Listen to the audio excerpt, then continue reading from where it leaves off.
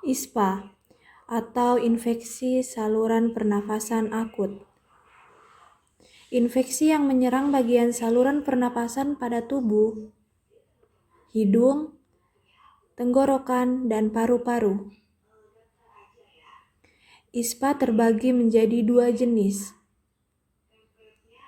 yaitu infeksi saluran pernafasan bagian atas dan infeksi saluran pernafasan bagian bawah. Pada infeksi saluran pernafasan bagian atas sering terkena infeksi adalah faring, laring, dan sinus. Sedangkan pada bagian bawah yang sering terkena infeksi adalah paru-paru. Kenali gejala klinis. Yang pertama batuk, yang kedua pilek dan tanpa demam, yang ketiga sakit tenggorokan, yang keempat nafas cepat, yang kelima nyeri kepala, yang keenam kemerahan di kulit, dan yang ketujuh sakit telinga. Penyebab ISPA yaitu virus, bakteri, dan jamur. Selanjutnya, penanganan pada ISPA. Yang pertama, kompres air untuk mengurangi demam dan minum paracetamol. Yang kedua, minum air sari jeruk dan madu untuk mengurangi batuk. Yang ketiga, perbanyak air minum. Yang keempat, istirahat yang cukup. Dan yang kelima, jika keluhan berlanjut, segera ke puskesmas atau rumah sakit terdekat. Selanjutnya, pencegahan ISPA.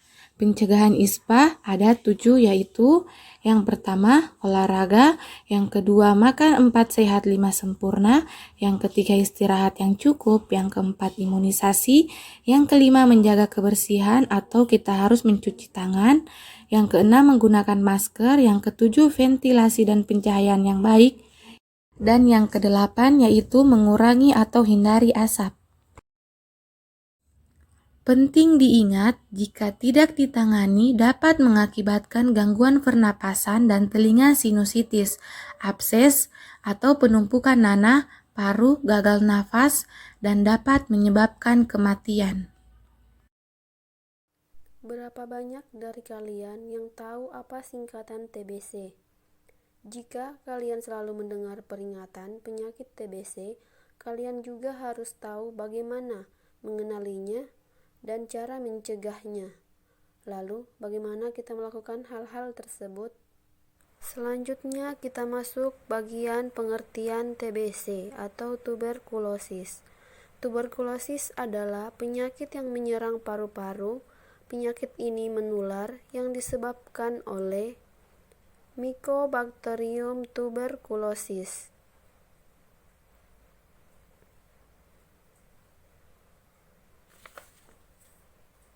Tidak hanya menyerang paru-paru, TBC bisa menginfeksi kelenjar getah bening, usus, tulang, bahkan selaput otak.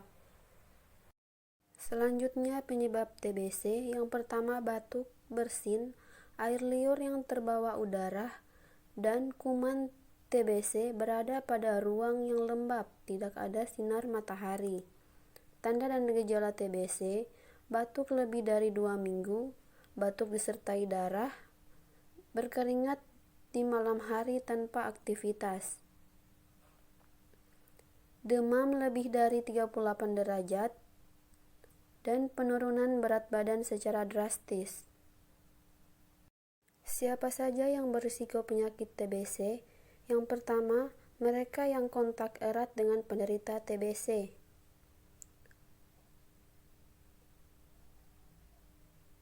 Para perokok, mereka yang tinggal di lingkungan padat dan lembab, penderita HIV atau AIDS, peminum alkohol, bahkan para usia lanjut dan penderita DM. Bagaimana mencegah penyakit TBC? Yang pertama, menjemur alat tidur. Yang kedua, membuka jendela dan pintu setiap pagi agar udara dan sinar matahari masuk. Yang ketiga, makan makanan bergizi. Yang keempat, tidak merokok dan minum minuman keras. Yang kelima, olahraga secara teratur. Yang keenam, pasien yang terkena TBC harus menutup mulutnya pada waktu bersin dan batuk. Yang ketujuh, tidak membuang dahak di sembarang tempat tetapi dibuang pada tempat yang khusus dan tertutup. Yang ke-8, minumlah obat secara lengkap dan teratur sampai sembuh. Selanjutnya, pengobatan TBC terbagi 2 fase.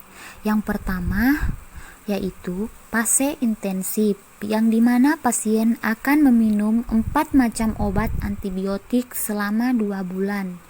Setelah 2 bulan, pasien akan melanjuti di fase lanjutan selama 4 bulan, dan selama fase lanjutan akan mengonsumsi 2 macam antibiotik.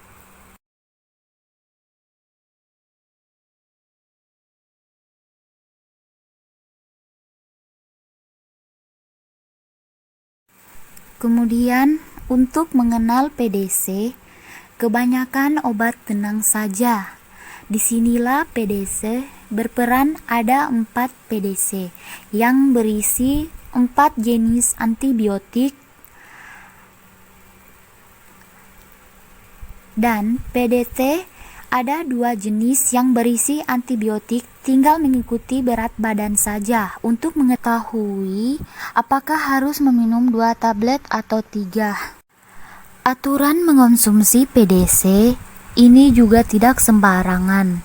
Asal minum. Jika sudah memulai program ini, maka harus mengikuti anjuran dokter, yaitu tidak boleh tutup obat kecuali karena beberapa keadaan, dan keadaan tersebut ditentukan oleh dokter yang merawat. Karena kalau waktunya tidak tepat, maka akan langsung masuk ke TBC kategori 2. Jika sudah masuk ke kategori 2, maka obatnya lebih banyak lagi, dan jangka waktu pengobatannya bisa mencapai 8 bulan atau lebih. Oleh karena itu, selalu rutin minum obatnya dengan teratur dan jangan putus. Jika ada keluhan lain, segera konsultasikan ke dokter.